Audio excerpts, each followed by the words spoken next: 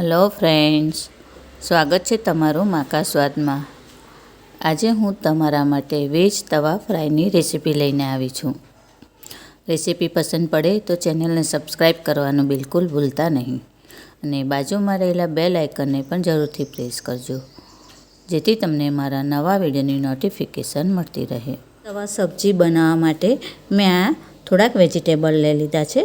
એમાં ગિલોડા, ભીંડા, 2 લીલા મોરા મરચાં અને 2 લાલ મોરા મરચાં અને બટાકા અને રીંગણ, આ બધાને મેં લાંબી લાંબી સ્લાઇસમાં કાપી લીધા છે। તો હવે આને આપણે તળી લઈશું। માટે તેલ થઈ ગયું છે, તો આપણે ગેસની ફ્લેમ મીડિયમ રાખીને તળી લેવાનું છે।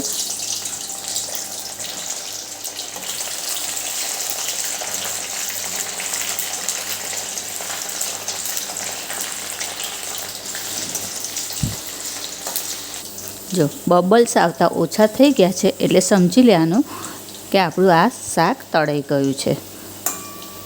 તો હવે આને આપણે કળી લઈશું અને બીજા પણ બધા આ રીતે આપણે તળી લઈશું। જે હાર્ડ શાક હોય છે એને થોડીક વાર લાગતી હોય છે, 3 થી 4 મિનિટ લાગે છે, અને જે સોફ્ટ હશે એને બહુ વાર નહીં લાગે, એ 2 મિનિટમાં જ તળાઈ જશે। રીંગણ છે, ભીંડા છે, મરચાં છે, એને બહુ વાર નહીં લાગે, બટાકા અને આ ગિલોડાને થોડીક વાર લાગશે।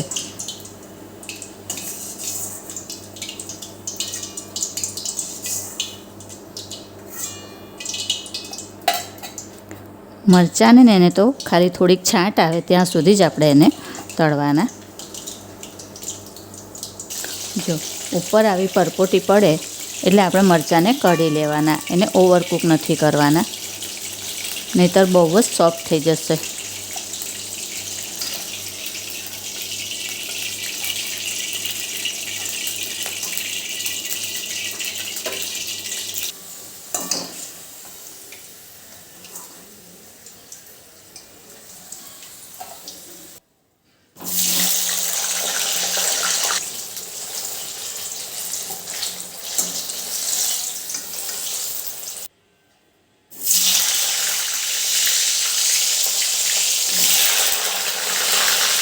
હવે આ બટાકાને આપણે ગેસની ફ્લેમ સ્લો રાખીને જ તળવાના છે, એટલે અંદરથી કાચા ના રહે।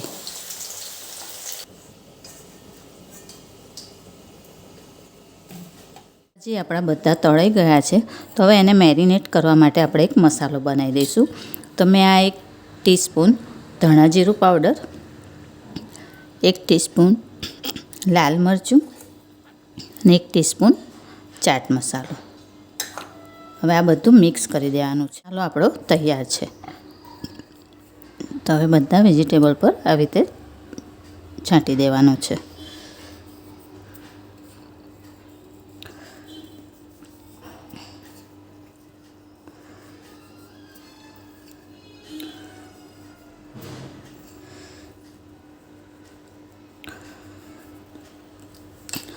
હવે આને આપણે 10 થી 15 મિનિટ માટે રહેવા દઈશું।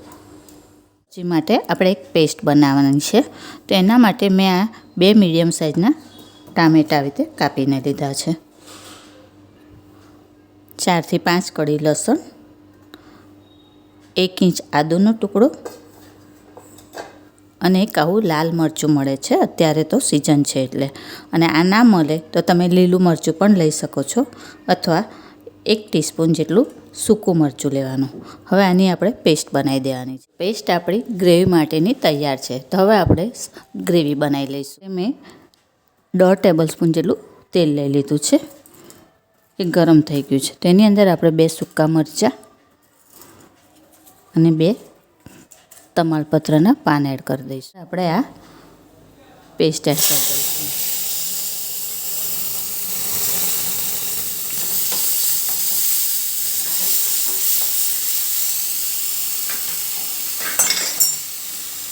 બીજા મસાલા પણ કરી દઈએ, તો 1 ટીસ્પૂન ધાણા જીરું,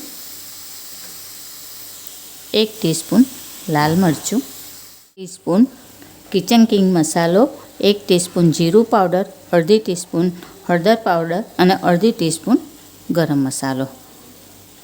હવે આ બધું એડ કરી દઈશું અને સ્વાદ મુજબ મીઠું। હવે એને ગેસની ફ્લેમ સ્લો રાખીને 5 થી 7 મિનિટ માટે આપણે શેકીશું. એટલે કે ઉપર આપણે તેલ દેખાય ત્યાં સુધી શેકવાનું.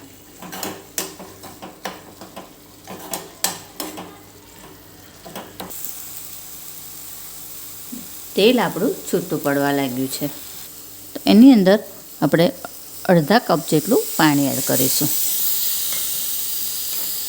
ગ્રેવીને થોડી આપણે પાતળી કરી દઈશું.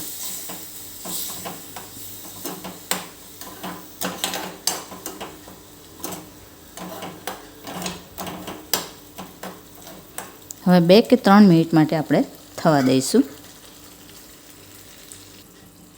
હવે લીલા દાણા એડ કરીને આપણે ગેસની ફ્લેમ બંધ કરી દઈશું અને એક વખત આવી રીતે મિક્સ કરી લઈએ. તો શાક માટેની ગ્રેવી પણ આપણી તૈયાર છે. સબ્જી બનાવવા માટે આપણે તવા પર બધા જ શાક ગોઠવી દીધા છે. તો વચ્ચે આપણે 1 ટેબલસ્પૂન જેટલું તેલ લઈશું અને જે આપણે ગ્રેવી બનાવી હતી એમાંથી આપણે થોડી ગ્રેવી લેવાની અને આમાંથી તમને જે મનપસંદ હોય એ વેજીટેબલ લેવાના. હું હમણાં બધા જ એક બબ્બે લઉં છું. તમને જે પણ ભાવતા હોય તે તમે લઈ શકો છો.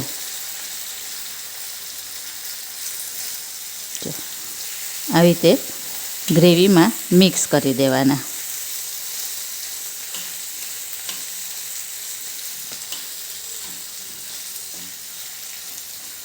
અને પછી સર્વ કરવાના. આ બધા તમે અલગ અલગ પણ સર્વ કરી શકો છો અને આવી રીતે મિક્સ પણ સર્વ કરી શકો છો. તો હવે આપણે સર્વ કરી લઈએ. તૈયાર છે આપણી મિક્સ તવા ફ્રાય સબ્જી. ફ્રેન્ડ્સ, આવી જ બીજી અવનવી રેસીપી જોવા માટે મારી ચેનલને જોતા રહો, લાઈક અને શેર કરતા રહો. ચાલો ત્યારે ફરી મળીશું એક નવી રેસીપી સાથે. ત્યાં સુધી હેપી કુકિંગ. Thank you.